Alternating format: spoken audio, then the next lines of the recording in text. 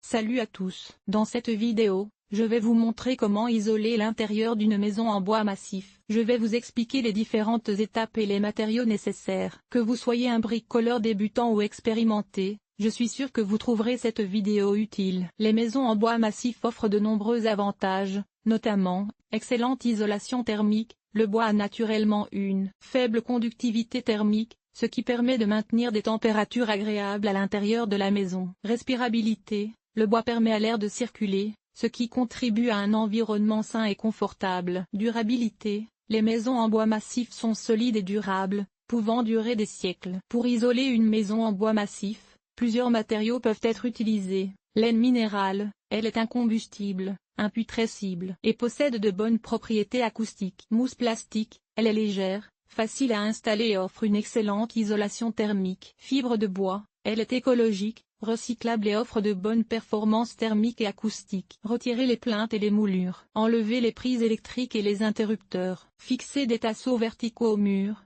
espacés d'environ 40 cm. Dérouler les rouleaux de laine minérale ou de mousse plastique entre les tasseaux. Compresser légèrement l'isolant pour qu'il épouse bien le mur. Poser un pare-vapeur sur l'isolant, du côté de l'intérieur de la maison. Fixer le pare-vapeur au tasseau. Poser les plaques de plâtre sur les tasseaux. Remettre en place les plinthes, les moulures, les prises et les interrupteurs. L'isolation des murs intérieurs d'une maison en bois massif sous des plaques de plâtre s'effectue en plusieurs étapes. Commencez par poser un pare-vapeur sur les parois, en le fixant avec des agrafes ou des clous à tête large. Ce pare-vapeur empêchera la pénétration de la vapeur d'eau dans l'isolation et évitera la condensation. Insérez ensuite l'isolant choisi, laine minérale, fibre de bois, cellulose, etc.